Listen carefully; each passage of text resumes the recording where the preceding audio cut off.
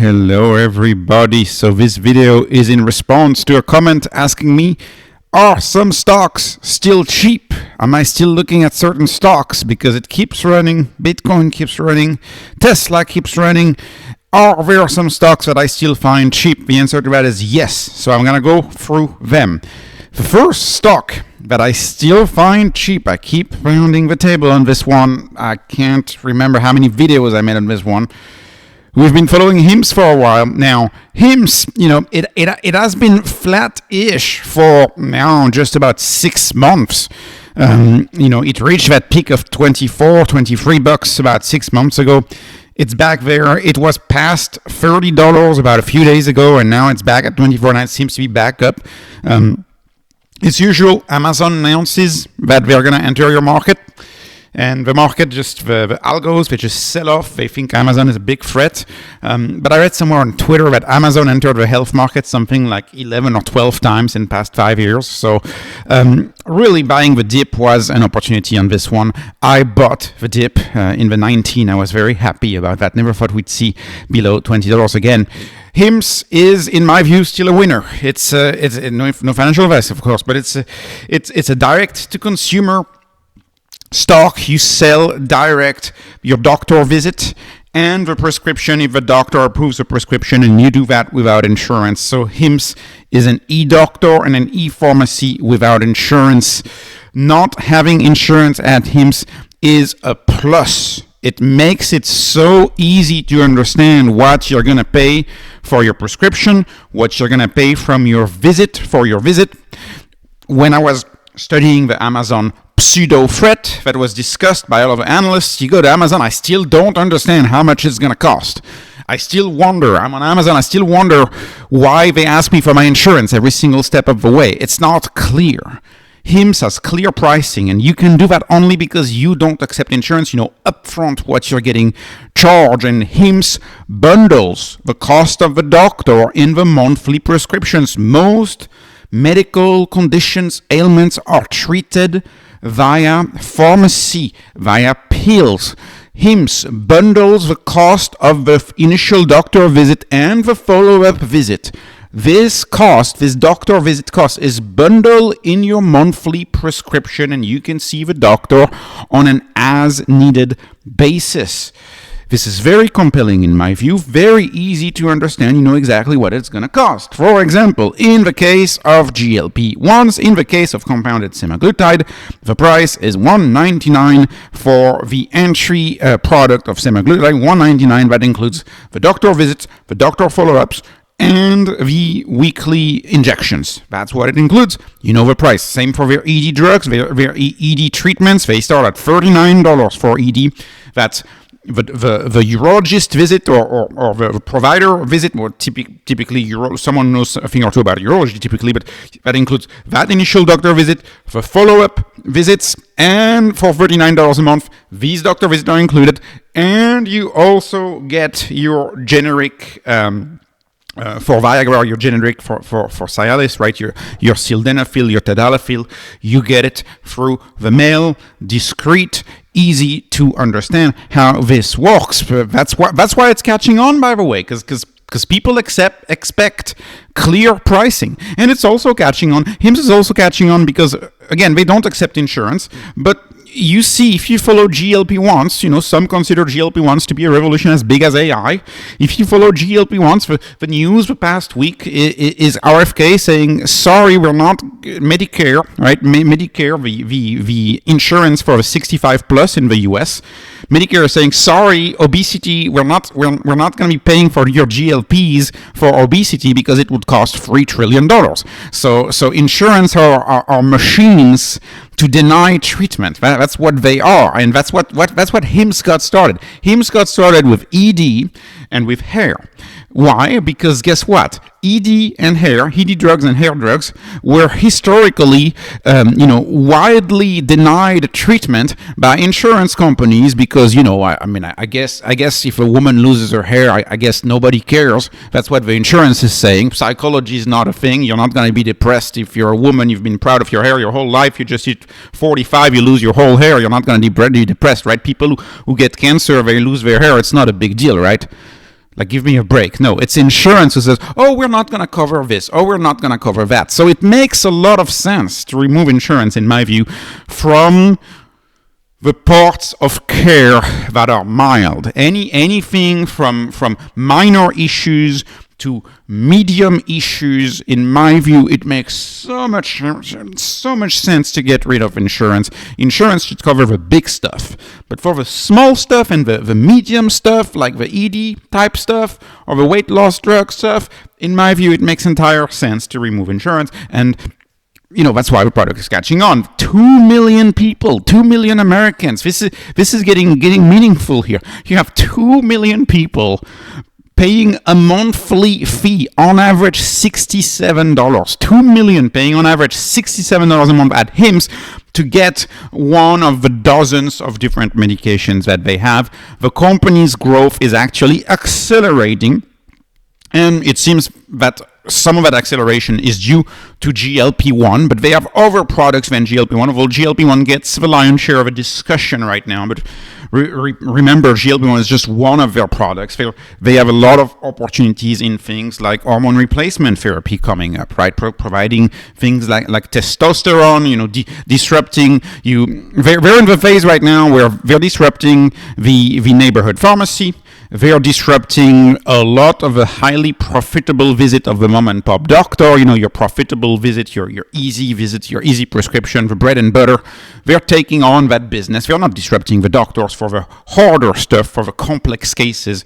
Those doctors are fully safe if you deal with complex cases, but for the bread and butter, for the easy stuff, you're disrupting that. You're definitely disrupting the Walgreens, the CVS, They're gonna disrupt your, in the strip malls in America. They call it like the low T center or whatever, Testone Center. They look odd sometimes. These things. They're gonna go after that, and they're gonna go after so many different things on both the HIMS and the HERS side of the business. The HIMS side of the business for them is still about 4 times bigger than the HERS side of the business, but they're growing the HERS side of the business at a high clip. Also could talk about anxiety medication. That's another big opportunity for them.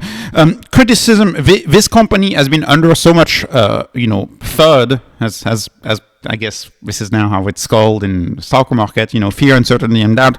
So much of it, I mean, in the early days, dismiss it. Oh, it's just an ED pill company. And then they dismissed it with marketing. Oh, if you stop marketing, if you stop spending on marketing, then the business falls apart. Customer acquisition is too high. And I'm thankful HIMS in the last report, they've shown the direction of marketing. You can see the brand is taking on. You can see the marketing share, the spend of marketing share moved from 51% revenue to 45% in revenue. So they are decreasing their marketing spend. They are building some brand value, some brand equity, and starting the cross-selling and starting to cross-sell, starting to see the benefit of cross-selling and word of mouth. The last thing, and I want to be thankful to my Patreon members here. This was pointed out on the Patreon. On the Discord, someone pointed out that they hired for their board the former CEO of Teva Pharmaceuticals, and this is elite. I don't know what to say other than this is astute management, because they're gonna release their own generic GLP-1, their generic version of liraglutide, right, which is the off-patent GLP-1, the GLP-1 that has come off patent this year, that will be the savior of any of these companies who sell GLPs if the shortage ends, if the shortage on branded GLP-1s ends, if the shortage on semaglutide ends, the savior is going to be once daily liraglutide. And I know it's not as effective, but it's still a GLP-1. Your customer wants a GLP-1. So I know it's less, it's some studies show it's not as effective, but if your customer wants that, you got to deliver for a customer. Once daily GLP-1 is the liraglutide, right? And that's off patent. And they are releasing their own generic in early 2025. And they have on their board the former CEO of Teva Pharmaceuticals being, of course, the generics giant. So imagine the knowledge on that board. So what that tells me is that I think a lot of the generic drugs that HIMS is going to sell, HIMS is also going to manufacture them. So if you manufacture the drugs that you end up selling, you have an end-to-end business. You have a fully vertically integrated business where you control both the production of a generic and the sale of a generic, and there is no intermediary anywhere across the value chain. The only thing that is in the value chain is HIMS. It's like Tesla. Tesla, you don't have dealership, you don't have maintenance. They even mine their own lithium and refine their own lithium and make their own batteries. Tesla, they make everything, right?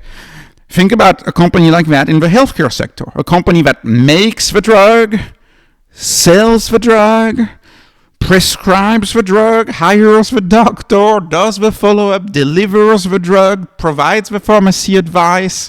It's a vertically integrated company. At least it seems to be the direction they're taking. So it's going to be very interesting. This is a stock, very interesting. This is a stock that I plan on owning for the long run, and very happy with the direction this is taking. I still consider this company cheap, at least over the past 6 months. The performance over 1 year, though, has been outstanding. It's been great performance over 1 year, but still cheap relative to it hasn't benefited from the run when all other stocks have benefited in the past 6 weeks. The past 6 weeks have been so amazing in the markets. It's not even funny. I know some people are retiring way earlier than they should right now because of the performance of a market, and I know a few of these people, and when your work just becomes a hobby, if you're in a financial situation, this past 6 weeks have been an absolute blessing. Let's go on. Let's continue talking about TransMedics. So TransMedics, it was a Wall Street darling, and out of luck this summer, this August, this July, the driving season, something must have happened. You didn't have as many donors available. Slow traveling seasons, slow driving seasons. It's unfortunate how they get the organs, but I think a lot of that has to do with the slow driving seasons. There was not enough organ donations, and so the market really punished TransMedics for something that is not their fault. And it's true that TransMedics, even though they held market share, and that's great, and some people would have wanted to see them to even gain more market share, but they held market share, so I'm very happy that they held market share. But they still don't have control on how many donors are going to be out there. You can't control that, and so in many ways, that makes it somewhat of an inferior business, because you don't have a distributor, but you're still based, your fate, your revenue is still based on something you can't control, which is, essentially how many accidents on the road. Essentially, that's the variable part. I mean, that's very unfortunate. Don't forget about the issue, of course, of self-driving at one point, full self-driving. This is why this is going to be a medium-term hold for me, because I have no doubt that full self-driving is going to disrupt that industry at some point, because if we have less car accidents, that industry is going to be in trouble, in my view. But anyways, today the stock dropped 7% in pre-market. I actually bought a few shares. I was very happy about that.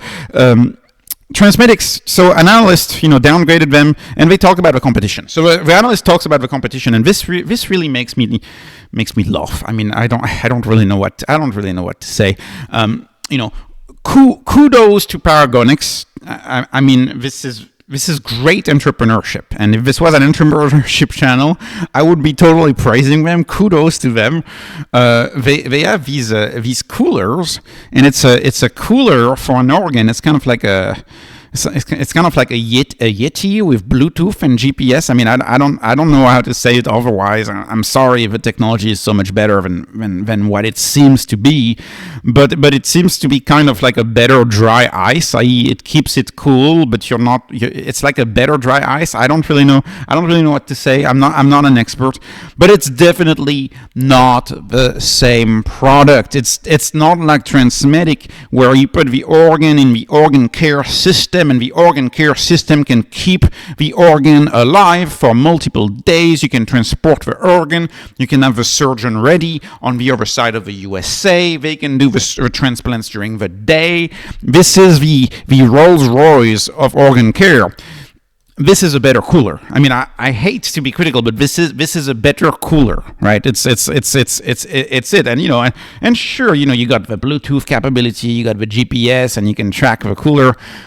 But I don't think this is a 0-to-1 product. I think this is a 30% improvement, maybe a 50% improvement.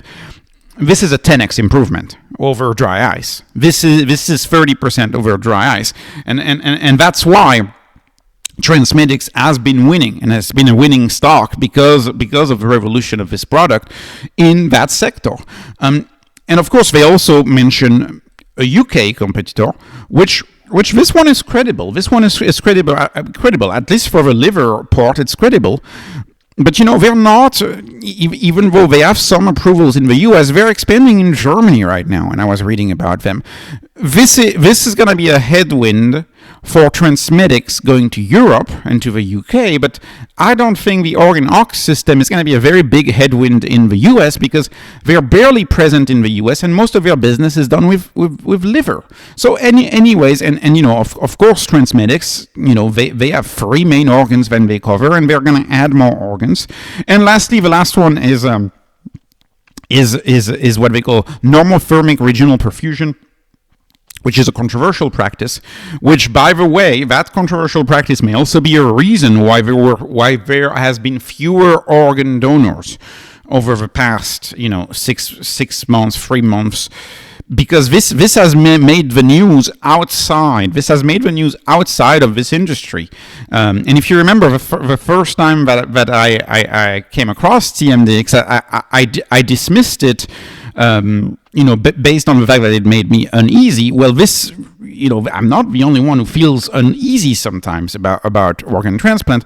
So this practice, essentially, people who want to do, right? The transplant centers who want to do it on the cheap, who want to do it inexpensively, what they'll do is that they'll do a perfusion, and even though the donor is deceased, they could revive the donor, and so to collect, to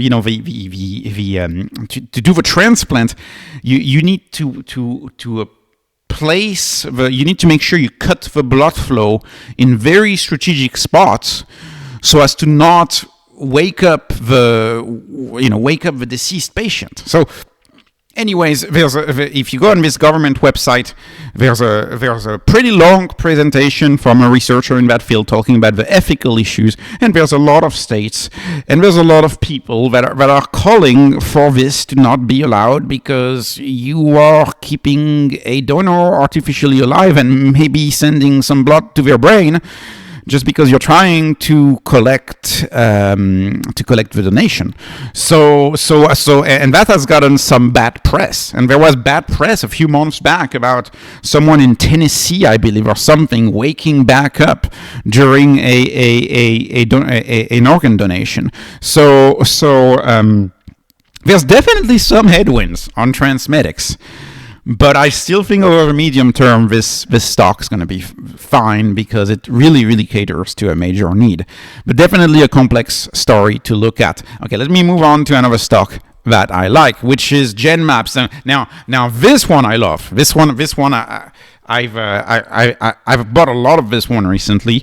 My daily DC has been going towards this one. This one, to me, is So in the cancer space, I have 2 stocks, right? I have Lantheus and Genmab. in the cancer space. CRISPR, I haven't moved on CRISPR, even though CRISPR is very promising. What they're doing on leukemia is absolutely promising. The problem with me is CRISPR is I can't analyze it because it's still too pre-revenue. So I love CRISPR, but I'm not covering Lantheus today. Lantheus is up through the roof. I'm too much in the green. I'm not adding to Lantheus, but Genmab right now, I'm adding to Genmab. Genmab, they are the leaders in antibodies. So what they do is they create antibodies. They have an antibody library, and based on all these antibodies that they've designed, they are going after cancer and cancer treatment. So this is a immunological type of cancer treatment. They use antibody to treat cancer. And the way they do it is so they generate these antibodies to trick the cancer cells into either killing itself or into making the chemotherapy or the chemotherapy more effective, or the treatment, whatever treatment the doctor wants to use. The antibodies can be used to make that treatment more effective, or to just outright tell the cell to kill itself and to trigger what they call apoptosis. So this is a trickery of the highest level, and they've had a lot of success, with these antibody therapies against cancer. They've had a lot of products that have been approved. Their cervical cancer product is one of the most promising one, which is called TMDX, which they're very happy about that. But they have a whole array of new products, and they are commercializing most of them with big pharma companies that have oncological treatments, which means that most of their revenue is actually royalties. So think about it like they maintain this library of antibodies, and they are working on all of these antibody treatments for different types of cancer. And of course, there's a lot of people working on antibody treatment and immunology type treatments in cancer. This is one of the avenues for treatment cancer. Lots of companies do that. Very few show up this cheap in my screener. This company is showing dirt cheap in my screener, which is why it's there, right? Lots of companies work on lots of, possible treatment for cancer. Lots. Few are as cheap as this one. And so that's why I've been increasing my position on Genmab. You will note the stock has really not performed too well over the past 5 years, but how much of that is due to the European stock market, which is stock markets, which is another problem, right? Europe has not performed nearly as well as the U.S. equities, but maybe another problem. This is definitely one of my more value play. I just want to point out their pipeline. Their pipeline I find quite amazing. So they call their pipeline, their 2030 vision, the knock your socks off pipeline. That's what they call it. So anyways, there's going to be a lot of stuff happening with treatment, and with now the use of AI for treating a lot of medical condition. I believe we're going through a medical revolution, through a genetic revolution. And if you listen to the and I think this is some, I'm sorry I ramble, but anyways, if you looked at the one of the latest interview, I can't remember her name. She's one of the famous Bitcoin YouTubers. Anyways, Natalie Brunel, very good. If you listen to the last Natalie Brunel interview of Michael Saylor, she asks him, Michael Saylor, what do you find fascinating right now? What is it that you find absolutely fascinating right now? And he starts talking about genetics. And this as I try to think about the big opportunities out there, cryptocurrency, Bitcoin, blockchain, digital energy, or the transformation of energy into a digital form, the revolution of money, the saving of energy via money and Bitcoin, that's one absolute megatrend. The other megatrend, and I think there's a consensus on this with everybody, is AI. And Tesla is my big AI play, right? MicroStrategy, Bitcoin, it's my big play on the next system, on this financial revolution that we're about to go through. And I think healthcare treatments, that's gonna be the next big thing. That is gonna be the next big thing. That's why I keep looking at ARC-G and asking myself about ARC-G. Should I buy CRISPR? Should I buy ARC-G? Should I change my investing philosophy to try to include some of these pre-revenue companies? Because the more I read about this and the more I talk with my in-house doctor, I mean, we talk about this a lot, and I was at this Indian wedding. I was surrounded with doctors. Everybody's a doctor. The wedding I was at this last week, everybody's a doctor, and I was like talking to all these doctors. It's like we don't realize the revolution, like what they did with sickle cell disease. And there's a cure for sickle cell disease. It's stunning. It's like unheard of. There is gonna be a revolution where cancer is gonna be. There's gonna be something happening here. And we can debate whether insurance companies, how quickly are insurance companies gonna rush to not cover the stuff, right? We saw that with sickle cell disease. They're rushing to not cover the stuff, but it's to me there's a revolution brewing in this sector. And I want to have exposure to that sector. So maybe I'll do a video about the what I'm going to call maybe the deep health. So you have HIMS. HIMS is the revolution of the health delivery business model, and it focuses on the easy stuff, right? It focuses on the easy stuff that is too expensive right now, and that is making the profits of all of the insurance companies. And that's one revolution, but that's a business model innovation. That's a business model revolution. There's another revolution brewing. GLP-1 are part of that, right? Peptide and what we know with peptide. That's a whole part of that. I could make another video about peptide synthesizers and people buying them on Alibaba and printing their own, FDA not approved retatrutide at home and just doing it at home, printing it. Ray Kurzweil will talk about that, right? There's that part of a revolution. That part. I'm sorry if this is a tangent, but Genmab. I mean, the fact that you can manufacture antibodies, put antibodies in your body, the antibodies stick to the cancer and tell the cancer to kill itself. That's stunning to me. And I find this company very undervalued. I find these companies in these sectors absolutely undervalued. I absolutely agree with Peter Diamandis on this. Which 85-year-old would not spend 90% of their wealth to expand their lifespan by 5 or 10 years? This makes so much sense.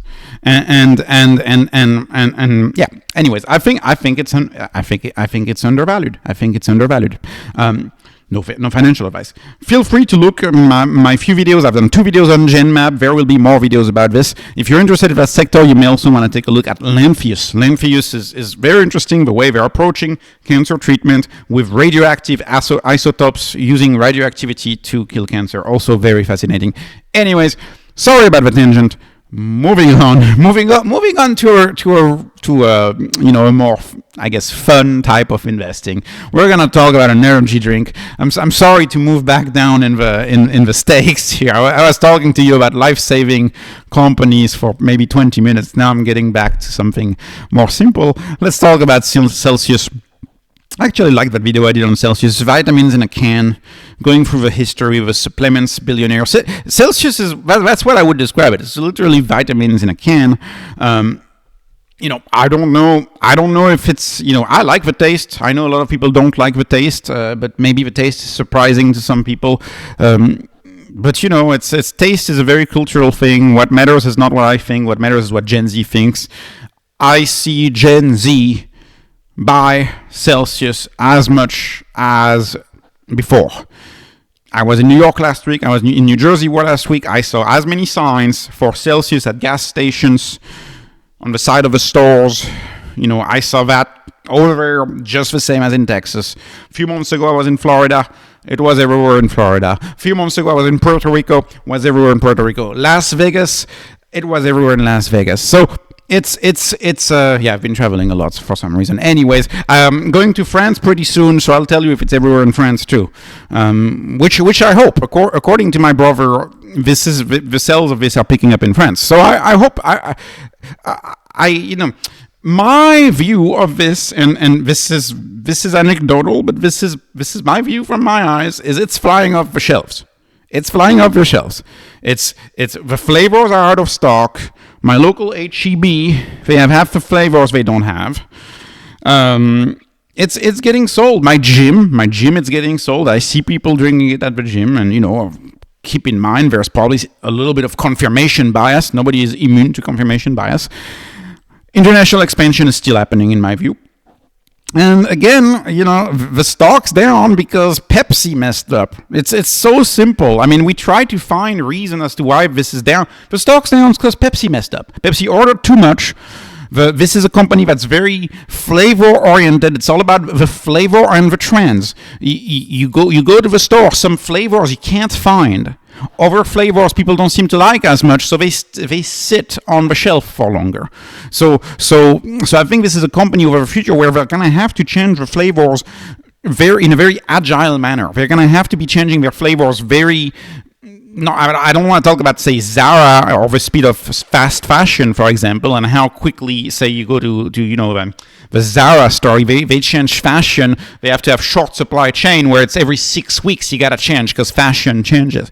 I have a feeling it's going to be part of that story for Celsius, where they're going to have to renew their flavors commonly based on the ups and downs of TikTok and the ups and downs of social media. So this is also a part of a company that is less explored. And basically that's why Pepsi overstocks some items or not. But if you go on Amazon, for example, and Celsius is the best-selling energy drink on Amazon, you can notice that some flavors are more expensive than others because the demand for some flavors is more than others. So Pepsi messed up.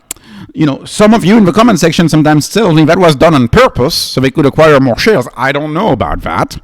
I doubt it. There's this razor I really like is, don't assume evil when incompetence is enough for explaining this. Don't assume evil when incompetence can explain something. So I like that razor very much. So I think it's just incompetence. But anyways, the stock's cheap. And in the comment section, so many of you tell me, oh, I have it too high. So revenue growth, my source that I use for next 12-month revenue growth from analysts, they dropped it. So it's 34% now is what I see. So that's what I have on my spreadsheet on Patreon. For this video, I specifically put 17% for those who say it's still too high. So if you assume 17%, then I suppose it's not that cheap. If you assume 17%, but you still achieve a rule of 40-ish. So it's still pretty good on that standpoint. But if you assume only 17% next 12-month growth, it's not that cheap. I'm still going to use my same data, my analyst data, which tells me 34% for the sake of consistency, because I use that number everywhere. And so if that number is too optimistic, it's going to be too optimistic everywhere. So but I don't think it is. I mean, like I said, the product's flying off the shelf. I don't think it's too optimistic, but I know some of you in the comment section are saying I'm too optimistic on this one. So feel free to adjust down with 17% if you want to look at that number. And let me conclude this video with CleanSpark. CleanSpark deserves a separate video and a separate analysis because it's a separate type of business. We're back to Bitcoin. We're back talking to Bitcoin here, talking about Bitcoin. CleanSpark's cheap. I don't understand. I mean, CleanSpark should have broke through the $30 mark by now, given that they were trading much higher when Bitcoin was much lower. I cannot understand. I mean, I do understand why. It's because it's being shorted, and there was some SEC rule that was triggered today on CleanSpark saying that it was shorted too much, so it's tough to short it even more than what it already is. But the reason why the stock is down is because it's a heavily shorted stock. It seems like all of the miners that have not issued convertible debt to buy Bitcoin, just like MicroStrategy is doing, all of these miners are getting shorted by the market. Which makes it so that the stock is so undervalued right now. So no financial advice, of course, but I see it as heavily undervalued, given that we're now making a official boatload of money. right? It's like I can't remember what was their cost to mine, but I think it was in the $39,000, something like that. So they're now officially making a quote unquote a boatload of money with Bitcoin at 99, and they're holding, and the stock value, by the way, as a percentage of the hodl bag has dropped. So I bought more CleanSpark yesterday. Recently, I added to CleanSpark. I think it's undervalued. My points that I've made 13 days ago in this video are even, they're even more salient today. These points are even more valid today because 13 days ago Bitcoin was not this high. So I don't understand why it's so cheap. I mean, I understand it's the shorts, yeah, but if you sell a stock short, at some point you have to buy it back. Right, that's called a short squeeze. At some point, you have to buy it back. Unfortunately, CleanSpark, since the beginning of the year, has not performed as well as MicroStrategy. MicroStrategy has reached the stratosphere, and fortunately for me, MicroStrategy was always a much larger position than CleanSpark. But I'm not giving up on CleanSpark. I think the stock is cheap. So an analysis on all of the miners is coming. Subscribe to my channel. I'll do a full analysis soon on the miners, but I don't understand why this one's so cheap. It is one of the best run miners out there. No financial advice. This was not financial advice. Just entertainment, not investment advice, not financial advice. Just entertainment. Please please subscribe. Sorry about the rambles today. Kind of went off script. I don't have a script. I never have a script when I make these videos. Anyways, please please subscribe. No financial advice. Follow me on X. Follow me on Patreon. Thank you for watching and have a wonderful, wonderful day.